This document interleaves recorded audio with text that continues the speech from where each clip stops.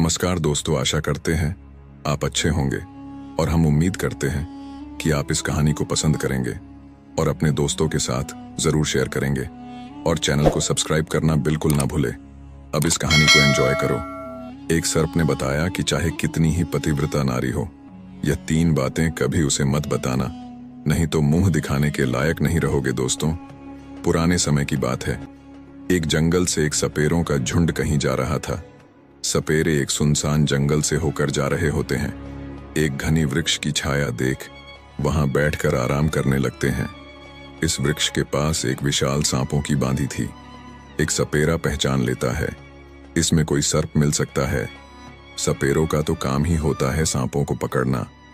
वह अपने साथियों से कहता है कि हमें यह बिल खोद कर देखना चाहिए, और इस तरह सपेरों ने उस सांप के बिल को खोदना शुरू कर देते हैं। उस बिल से एक बहुत ही भयंकर काला नाग निकलता है। सपेरों ने उस नाग को पकड़ लेते हैं और पकड़कर अपने पिटारे में बंद कर लेते हैं। सपेरे उस सर्प को पिटारे में रखकर वहां से चलने आगे की ओर चलने लगते हैं। चलते चलते उन सपेरों के मन में विचार आता है कि हम इस नाग का जहर निकाल देते हैं। कुछ दूर आगे चलने पर उन्होंने उस पिटारे को खोल लेते हैं जिसमें वह नाग बंद था। सपेरों ने जब पिटारे को खोलकर देखते हैं तो सभी सपेरे उस पिटारे को देख हैरान रह जाते हैं।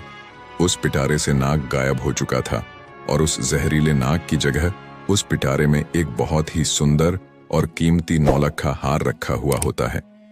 उस नौलखा हार को देखकर सपेरे बड़े प्रसन्न होते हैं।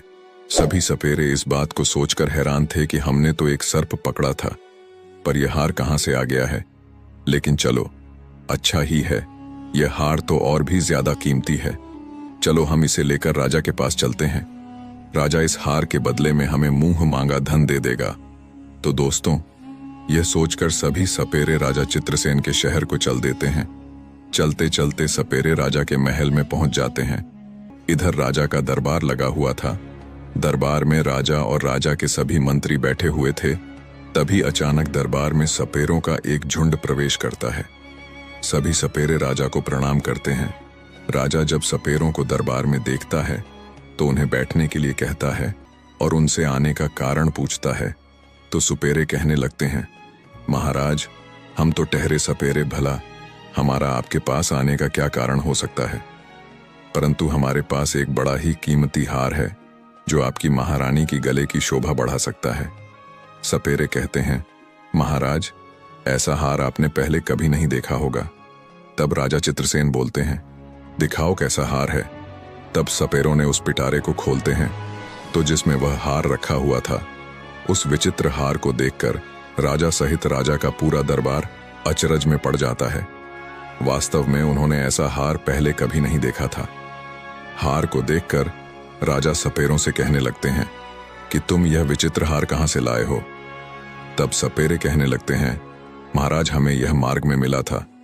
हमने सोचा कि क्यों ना इस हार को आपको को भेंट कर दिया जाए। तब राजा कहता है, ठीक है, हम तुम्हारी यह भेंट स्वीकार करते हैं। यह हार देखकर हमारी रानी बहुत खुश हो जाएगी। इधर राजा अपने मंत्री को आदेश देता है कि सपेरों को उचित इनाम देकर और सम्मान पूर्वक दरबार से विदा किया जाए। सपेरे खूब सारा धन लेकर दरबार से विदा हो जाते हैं और राजा वो हार की टोकरी अपने पास रख लेते हैं। पूरे दिन राजा राज दरबार में बैठकर अपना राजकाज काम करते रहते हैं। धीरे धीरे शाम होती है तो दरबार को समाप्त करके राजा हार वाली टोकरी अपने साथ लेकर महल में जाता है और महारानी से कहता है, देखो, आज तो मैं तुम्हारे लिए बहुत ही सुंदर उपहार लेकर आया हूं, जिसे तुम देखोगी तो बहुत खुश हो जाओगी। तब रानी कहती है, महाराज, ऐसा क्या लाए हो तुम मेरे लिए। इतना कहकर राजा वह टोकरी रानी की ओर खिसका देता है और कहने लगता है कि नहीं मानती हो तो खुद ही देख लो। दोस्तों, जैसे ही रानी उस पिटारे को खोलकर देखती है तो उसमें एक बहुत सुंदर तेजस्वी एक छोटा सा बालक सो रहा होता है। उस बालक के चेहरे पर अलौकिक दिव्य चमक थी। बालक इतना सुंदर था कि रानी उस बालक को देखते ही रह जाती है और कहने लगती हैं कि महाराज, इसमें तो बड़ा ही सुंदर बालक सोया हुआ है। तब राजा कहने लगता है, नहीं, इसमें तो नौलखा हार था, यह बालक कैसे बन सकता है। राजा को जब रानी की बात पर भरोसा नहीं हुआ तो राजा वह टोकरी लेकर स्वयं देखता है। तो दोस्तों, वास्तव में राजा का आश्चर्य का ठिकाना नहीं रहता है। बालक को देखकर राजा और भी ज्यादा प्रसन्न हो जाता है। राजा और रानी हर समय संतान के बारे में सोचकर दुखी रहा करते थे। अब तो राजा और रानी दोनों विचार करने लगते हैं कि यह पुत्र हमें भगवान ने दिया है और आज से हम दोनों इसे अपना पुत्र मानकर ही इसका लालन पालन करेंगे। और यह बात किसी को पता भी नहीं थी कि राजा ने जो हार खरीदा है वह बालक बन गया है। लेकिन राजा की कुछ दासियां वहां उनका वार्तालाप सुन रही थीं। इधर रानी पूछती हैं कि महाराज, बालक तुम्हें किसने दिया है? तो राजा बताता है कि राज दरबार में सपेरों का एक झुंड आया था। उन्होंने हमें एक पिटारे में रखकर नौलखा का हार भेंट किया था, परंतु ईश्वर की कृपा से दरबार से महलों को आते आते यह हार सुंदर पुत्र के रूप में बदल गया है। अब आज से यह बालक हमारा पुत्र है और आगे चलकर यही हमारी राजगद्दी का मालिक बनेगा। दोस्तों, उसी दिन से राजा और रानी उस बालक को अपने पुत्र की तरह पालने लगते हैं। एक दिन राजा अपने दरबार में यह घोषणा करता है कि हमारी रानी के गर्भ से एक सुंदर पुत्र ने जन्म लिया है। यह सब सुनकर प्रजा में खुश होती हैं और पूरे नगर में उत्सव मनाया जाता है। यह सब देखकर राजा और रानी बहुत प्रसन्न होते हैं। धीरे धीरे वह लड़का बड़ा हो रहा था और जैसे जैसे समय गुजरता जाता है वह लड़का जवान हो जाता है। अब वह लड़का शादी के योग्य हो जाता है। तब राजा के मन में विचार आता है कि अब मेरे पुत्र का विवाह कर देना चाहिए। एक दिन राजा अपनी महारानी से कहता है कि अब हमारा पुत्र विवाह के योग्य हो गया है और अब इसका किसी सुंदर कन्या से विवाह कर देना चाहिए। राजा का यह प्रस्ताव रानी को भी बहुत पसंद आता है। रानी कहती है, महाराज, शुभ काम में देरी कैसी, जितनी जल्दी हो सके आप मेरे पुत्र का विवाह कर देना चाहिए। दोस्तों, राजा चित्रसेन के राज्य के पास ही एक दूसरा राज्य भी था। उस राज्य के राजा का नाम जयंत था। उस राजा की एक बड़ी सुंदर कन्या थी और उस कन्या का नाम बजंती था।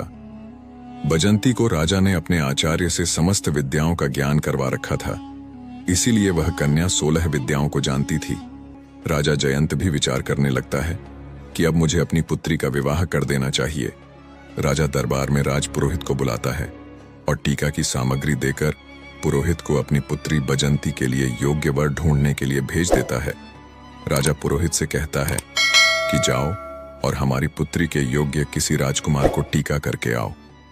पुरोहित जी राजकुमारी के टीका की सामग्री लेकर दूसरे राज्यों के लिए निकल पड़ता है और कई राज्यों में घूमता है, लेकिन उन्हें उस पुत्री के समान तेजस्वी सुंदर राजकुमार नहीं मिल पाता है। वह घूमते घूमते परेशान हो जाता है और अंत में चलते चलते राजा चित्रसेन की नगरी में पहुंच जाता है। राजा चित्रसेन का दरबार लगा हुआ था। अचानक से पुरोहित का दरबार में आगमन होता है। राजा चित्रसेन देखते ही समझ जाते हैं कि यह कोई ब्राह्मण है जो किसी राजा की कन्या का रिश्ता लेकर यहां आए हैं। राजा पुरोहित से पूछता है कि आप कौन हैं और कहां से आए हैं। तब पुरोहित कहता है कि महाराज, मैं राजा जयंत का पुरोहित हूं और उनकी कन्या बजंती का टीका लेकर आया हूं। हमारे राजा की कन्या राजकुमारी बजंती बड़ी ही रूपवान और 16 विद्याओं में पारंगत हैं। हमने सुना है कि आपका राजकुमार भी विवाह के योग्य हो गया है। तब राजा चित्रसेन कहते हैं कि हमारा एक पुत्र है और हमारा पुत्र बहुत ही सुंदर और विवाह के योग्य हो गया है। लेकिन राजा चित्रसेन को यह झात नहीं था कि उनका जो पुत्र है वह एक नाग है। राजा अपने पुत्र को जब पुरोहित को दिखाता है तो पुरोहित राजकुमार को देखते ही प्रसन्न हो जाता है और वे राजकुमारी बजंती का विवाह पक्का करके अपने राज्य को लौट जाते हैं। अब दोस्तों, धीरे धीरे समय गुजर जाता है। कुछ दिनों के बाद जब विवाह का उचित समय आता है तो राजा चित्रसेन अपने पुत्र को सजाकर दूल्हा बनाकर राजा जयंत के यहाँ बारात लेकर पहुंच जाते हैं। वहां पहुंचते ही राजा जयंत उनका खूब अच्छे से स्वागत सत्कार करता है और अपनी पुत्री का विवाह राजकुमार के साथ कर देते हैं। इस प्रकार अपने पुत्र का विवाह करके राजा चित्रसेन वापस अपनी राजधानी को लौट आते हैं। अब धीरे धीरे और समय बीत जाता है। एक दिन रानी राजा से कहती है कि महाराज, अब हमें राज्य की बागडोर हमारे पुत्र के हाथों में सौंप देनी चाहिए, जिससे पुत्र को भी राज्य चलाने का अनुभव मिल जाएगा। ऐसा सुनकर महाराज चित्रसेन ने अपने पुत्र को युवराज घोषित कर देता है अब राजा चित्रसेन निश्चिंत होकर अपने महल के रहने लगता है। राजकुमार बड़े अच्छे ढंग से राज्य का संचालन करने लगता है। दोस्तों, एक दिन की बात है। राजकुमारी बजंती को उसकी दासी एक बात कहती है। वह कहती है कि राजकुमार को पूछना कि तुम्हारे माता पिता कौन है।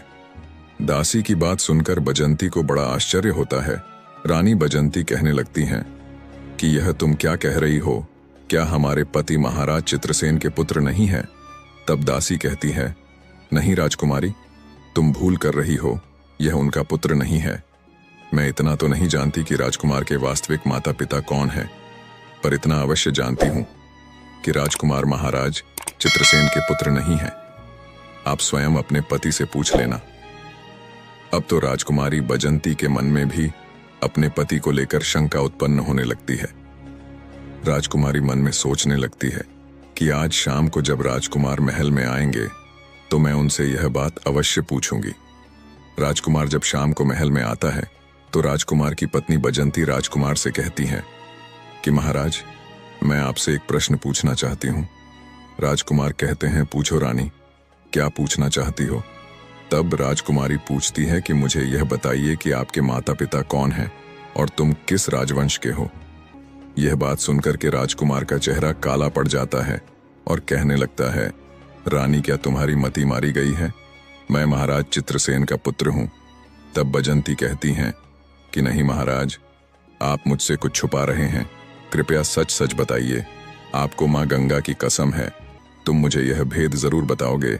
अब तो यह बात सुनकर राजकुमार बड़े धर्म संकट में फंस जाता है।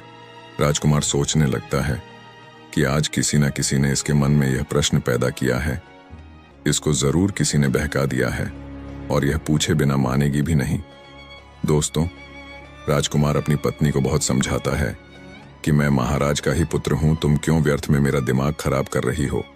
परंतु राजकुमारी हठ पकड़ लेती है, अब तो तुम्हें मुझे बताना ही पड़ेगा कि तुम किस वंश के हो, तुम्हारे माता पिता कौन हैं। तब राजकुमार सोचने लगता है कि मुझे इसको सब कुछ बताना ही पड़ेगा, यह पूछे बिना मानने वाली नहीं है।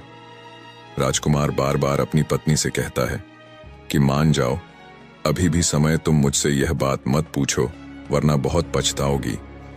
लेकिन राजकुमारी तो मानो जिद्दी करके बैठ जाती है और कहती है कि नहीं बताओगे तो मैं भोजन ग्रहण नहीं करूंगी, मैं समझूंगी कि तुम मुझसे झूठा प्रेम करते हो।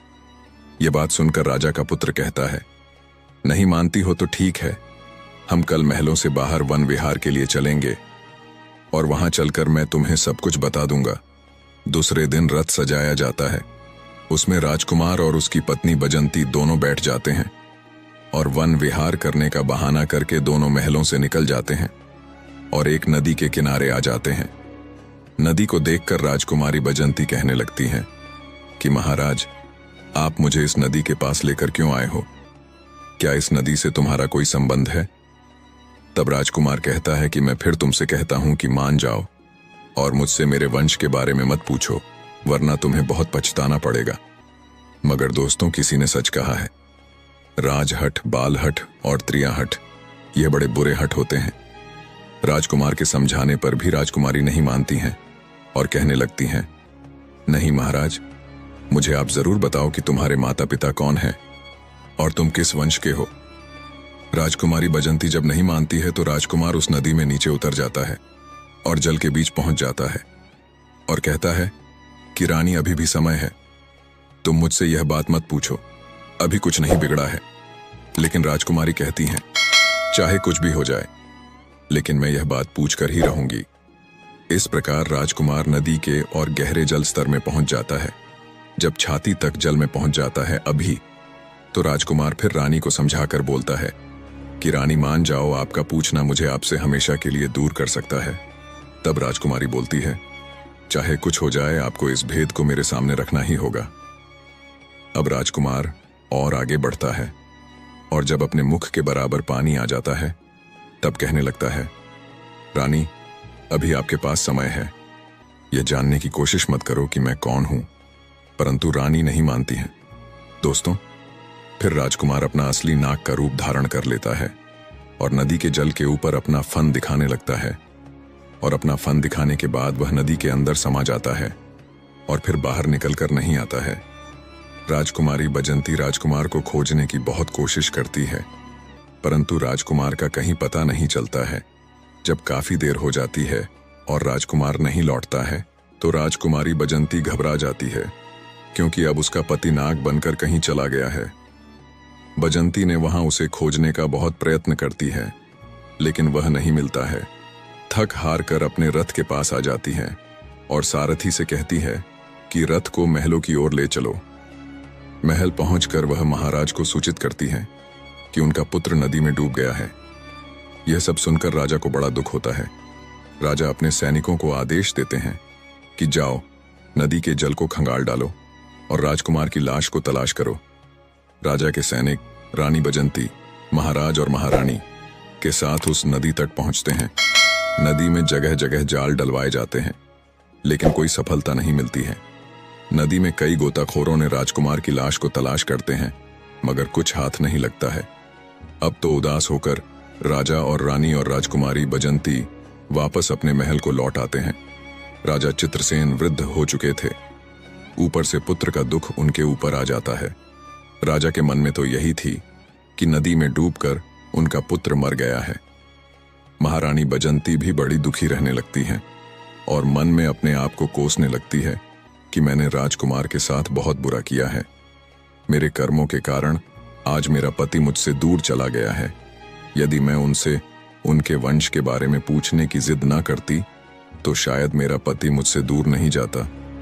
लेकिन दोस्तों, जैसा कि राजपुरोहित ने बताया था कि राजकुमारी बजंती बड़ी विद्वान थी, 16 विद्याओं को जानती थी।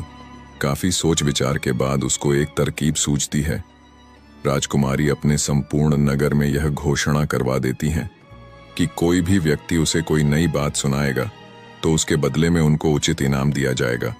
चाहे कोई आप बीती हो या फिर प्राचीन घटना से संबंधित कोई भी कहानी हो या कथा हो, कुछ भी जो कोई सुनाएगा उसको उचित इनाम दिया जाएगा। दोस्तों, अगला पार्ट देखने के लिए हमारे वीडियो को लाइक, कमेंट, शेयर और चैनल को सब्सक्राइब कर लें। वीडियो देखने के लिए धन्यवाद।